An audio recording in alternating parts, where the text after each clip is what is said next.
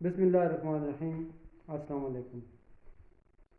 اپنے YouTube channel Aurangzeb Abbasi اور face بک page کے ساتھ اپنے ناظرین کی خدمت میں ایک دفعہ پھر حاضر ہوں۔ ہمیشہ کی طرح میری آپ سے یہی ریکویسٹ ہے کہ میرے اس چینل کو سبسکرائب بھی کریں اور لائک بھی کریں، کیونکہ آپ کی محبت ہمیشہ میرے ساتھ رہتی ہے، اور آپ سبسکرائب کریں گے تو میں آگے بڑھتا جاؤں گا، اور اس میں آپ کی محبتوں میرے ساتھ ہونی لازمی ہیں۔ اور آج میں اسپیشل پروگرام کے ساتھ آپ کی خدمت میں حاضر ہوا ہوں، اور ایک اور ریکویسٹ میری آپ سے یہ ہے کہ میری اس ویڈیو کو آخر تک ضرور دیکھیے گا، اور اس کے بعد کوئی رائے قائم کیجیے گا، کیونکہ جیسا کہ آپ کو پتہ ہے کہ ایشیا کپ 2022 اپنے اختتام پذیر ہو چکا ہے، اور اس ایشیا کپ کی جو ڈیفینڈنگ چیمپئن سری لنکا تھی، اس نے دوسری دفعہ فائنل میں پاکستان کو ہرا کر اس کپ کو اپنا نام کیا ہے۔ تھوڑا سا اس پورے ایشیا کپ میں پاکستان کی کیا پوزیشن رہی ہے میں آپ تمام احباب کے سامنے رکھوں گا، کہ اگرچہ اوورآل آپ یہ کہہ سکتے ہیں کہ چونکہ پاکستان نے انڈیا کو بھی ہرایا اور ہرانے کے بعد فائنل میں پہنچا ہے پاکستان، تو اس طرح کہا جا سکتا ہے کہ ایک ہلکا یہ بھی کہہ رہا ہے کہ پاکستان میں اس کپ میں بڑی اچھی کارکردگی تھی، لیکن کیا کارکردگی تھی میں ون بائی ون اس کی تمام ڈیٹیل میں آپ کے سامنے رکھوں گا۔ سب سے پہلے بات کرتے ہیں، چونکہ بیٹنگ جو ہے وہ کافی اتار چڑھاؤ کے بعد جا کر فائنل میں اختتام پذیر ہوئی ہے۔ سب سے پہلے بات کرتے ہیں بابر اعظم کی۔ دیکھیں، بابر اعظم پورے اس ٹورنامنٹ میں فلاپ رہے ہیں، اور اس طرح کی بالکل جو ان کی عوام کی جو توقعات تھیں یا جو ان کی کلاس تھی، وہ اس میں بالکل دیکھنے میں نظر نہیں آئی ہے، اور مجھے سمجھ نہیں آ رہی ہے کہ وہ کیپٹن بھی تھے، اور اس کے بعد ایک آج کل بالنگ کوچ ہوتا ہے، ایک فیلڈنگ کوچ ہوتا ہے، ایک بیٹنگ کوچ ہوتا ہے، اور ایک ہیڈ کوچ ہوتا ہے، ایک منیجر ہوتا ہے، اور بھی ٹیم مینجمنٹ ہوتی ہے، اور اس میں سب نے بابر اعظم کو یہ مشورہ کیوں نہیں دیا کہ آپ 1 ڈاؤن آئیں یا 2 ڈاؤن آئیں، اور فخر زمان کو آپ آگے کریں، کیونکہ فخر بھی اس طرح کی بیٹنگ نہیں کر پا رہے تھے، تو اگرچہ وہ آگے آتے، ویسے بھی انہیں پہلے یا دوسرے یا تیسرے اوور میں فخر زمان آ ہی جاتے تھے، تو اس سے بہتر ہوتا کہ وہ پہلے اوور میں بطور اوپن آ جاتے، تو میرے خیال میں تھوڑا سا پریشر بابر سے ہٹ جاتا، لیکن نہ جانے انہوں نے کون سی حکمت عملی اپنائی، اور پوری جو بیٹنگ کا بوجھ ہے وہ مڈل آرڈر مڈل آرڈر پہ پڑتا رہا، اس طرح پرفارم نہیں کیا۔ اس کے بعد آتے ہیں محمد رضوان کی طرف، کیونکہ محمد رضوان نے گو کہ بڑی اچھی بیٹنگ کا مظاہرہ ضرور کیا ہے تھرو اس پورے ٹورنامنٹ میں، لیکن دیکھنا یہ ہے کہ اس ٹورنامنٹ میں وہ وکٹ تو بچاتے رہے، لیکن ان کا جو اسٹرائک ریٹ ہے وہ 100 اس کے ارد گرد رہا ہے، تو اس طرح بیشتر موقع پہ دیکھا گیا ہے کہ چونکہ جو ریکوائرڈ رن ریٹ ہے وہ کافی بڑھتا رہا ہے، اور جو جب آؤٹ ہوتے رہے ہیں محمد رضوان، تو 10 یا 11 یا 9 کے لگ بھگ ایوریج بنتا تھا، جو بعد والے بیٹسمینوں کا میں سمجھتا ہوں کافی مشکل صورتحال ان کے سامنے تھی۔ اس کے بعد آتے ہیں کیا نام ہے ان کا، افتخار۔ مجھے سمجھ نہیں آ رہی ہے کہ افتخار 40 یا 42 سال ان کی عمر ہے، اور 20 گیم جو ہے وہ 20-25 سال کے لڑکوں کی ہے، اور تمام ٹیموں میں دیکھیں تو اس طرح کی ایج کے پلیئر جو ہیں وہ اس میں موجود ہوتے ہیں، لیکن 40 یا 42 سال کا بندے کو آپ 20 میں ڈالتے ہیں، اور پھر ڈالا بھی آپ نے اس لیے ہے کہ یہ ہارڈ ہٹر ہے، تو مجھے سمجھ نہیں آ رہی ہے کہ کدھر گئی تھی اس کی ہارڈ ہٹنگ، اور افتخار کی جو دیکھیں تو ایک میچ میں وہ 32 رن بنا رہا ہے، 33 گیندیں کھیل کر، ایک میچ میں وہ 28 گیند جب 29 بنا رہا ہے، 30 گیندیں کھیل کر تو جب وہ آؤٹ ہوتا ہے تو 11 کے لگ بھگ ایوریج بنتی ہے، تو چاہیے تو یہ ہے کہ اگر وہ 30 یا 32 بالیں کھیل کر 31 یا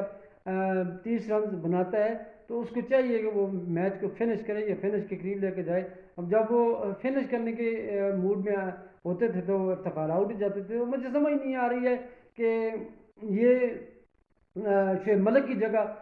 آپ نے اس کو لے کے آئے. تو شعیب ملک دنیا میں تمام لیگز کھیل رہے ہیں اور بڑی عمدہ پرفارمنس دے رہے ہیں تھرو آؤٹ پوری لیگز میں, تو اس کی جگہ نہیں بنتی ہے. اس کی جگہ پہ افتخار کو لے کے آ رہے ہیں اور افتخار پوری بیٹنگ پہ بوجھ بنا ہوا ہے. اس کے بعد خوش دل کو شاہ کو لینے ہیں تو مجھے سمجھ نہیں آ رہی ہے کہ خوش دل شاہ کو کس حوالے سے رکھا گیا ہے کہ پورے ٹورنامنٹ میں خوش دل شاہ اس طرح کی کارکردگی نہیں دکھا سکا جس کے لیے اس کو رکھا گیا ہے. اور حیدر علی کو آپ نے بینچ پہ بٹھایا ہوا ہے اور اس کے بعد اس کو پورے ٹورنامنٹ میں چانس بھی نہیں دیا گیا. آصف علی کا دیکھیں, اور آصف علی سری لنکا کے بیک ٹو بیک جو 2 میچز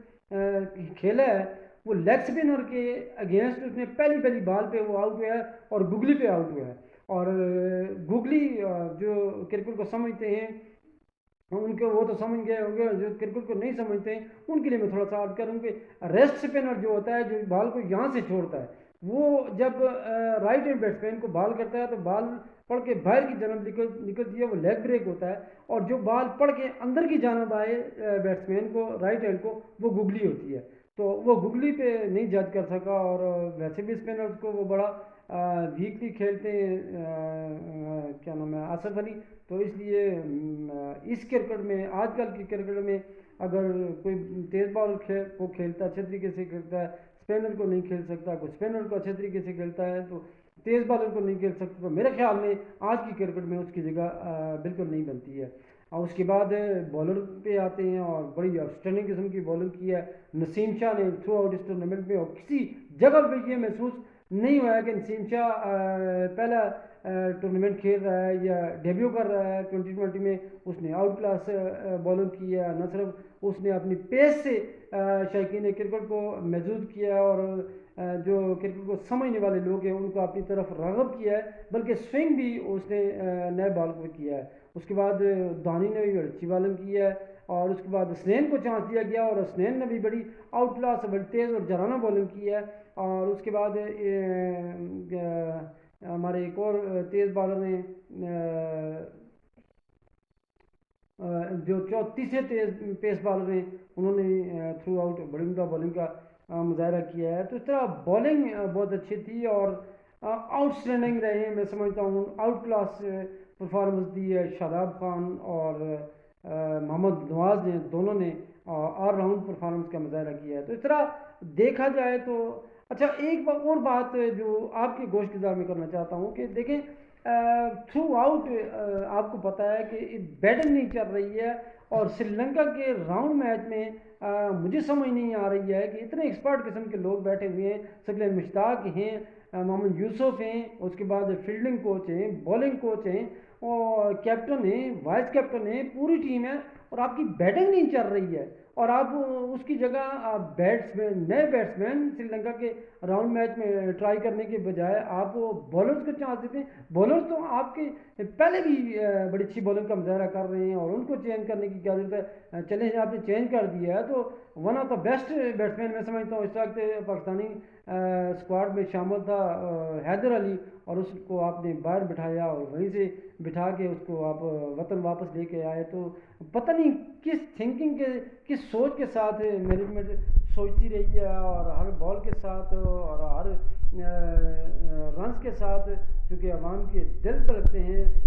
ٹیم کے ساتھ. تو ٹیم والے جو ہیں وہ ثقلین مشتاق کے کہہ رہے ہیں کہ باہر بیٹھ کر آپ تبصرہ کر سکتے ہیں, لیکن جب اندر آپ ہوتے ہیں تو کچھ اور پوزیشن ہوتی ہے. تو اس طرح ان کا انہوں نے جو پریس کانفرنس کیا وہ کسی طرح بھی میں سمجھتا ہوں کہ قابل قبول نہیں ہے اور شائقین کرکٹ اس کے لیے کسی طرح بھی وہ مطمئن نہیں ہوں گے. جو بات انہوں نے اپنی پریس کانفرنس میں کی ہے کہ باہر بیٹھ کر سوچنا کچھ اور ہوتا ہے، اور جب آپ گراؤنڈ میں ہوتے ہیں، فیلڈ میں ہوتے ہیں، یا پورے سیٹ اپ میں ہوتے ہیں، تو اس طرح کرنا کوئی اور بات ہوتی ہے. تو اس طرح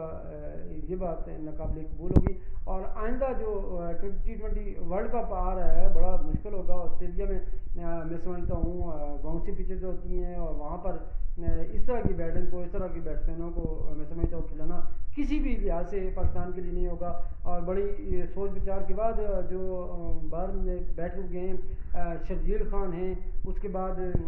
حیدر علی ہیں، اس کے بعد شعیب مقصود ہیں، بہت سارے ایسے ینگسٹر ہیں، ان کو آپ چانس دیں اور چھوڑیں. شاداب کو بھی چھوڑیں، میں سمجھتا ہوں آصف علی کو بھی چھوڑیں، جو فقط تیز بالر کو کھیلتا ہے، اسپنر کو کھیلنے کا اس کے ڈھنگ ہی نہیں آتا ہے. تو میں سمجھتا ہوں اس طرح تو بات نہیں بن سکے گی. اور بہت سارے اچھے بیٹسمین ہیں، ان کو آپ لے کے جائیں. البتہ یہ ہے کہ بالنگ بہت اچھی ہے. اگر شاہین شاہ افریدی فٹ ہو جاتے ہیں تو اور بھی کافی مضبوط ہو جائے گی بیلنگ. لیکن بیٹنگ پر توجہ دینے کی ضرورت ہے، اور بیٹسمین بھی موجود ہیں، بشرطے کہ سلیکشن بہتر انداز سے کی جائے. مجھے امید ہے کہ آپ کو میری یہ ویڈیو، یہ باتیں پسند آئی ہوں گی، اور کس طرح لگیں گی یہ آپ کی ماہرانہ رائے مجھ تک پہنچے گی. آپ کمنٹس کر کے مجھے بتائیں گے کہ کس طرح ہے. بہرحال ایک مرتبہ پھر آپ سے ریکویسٹ کہ میرے چینل کو ضرور سبسکرائب کریں. اور میں جہاں کہیں بھی جاتا ہوں، جہاں کہیں بھی پہنچوں گا، سرکل بکوٹ ڈسٹرکٹ آباد کا نام چونکہ ہمیشہ میرے ساتھ رہے گا. آپ تمام آپ کا بہت بہت شکریہ. والسلام.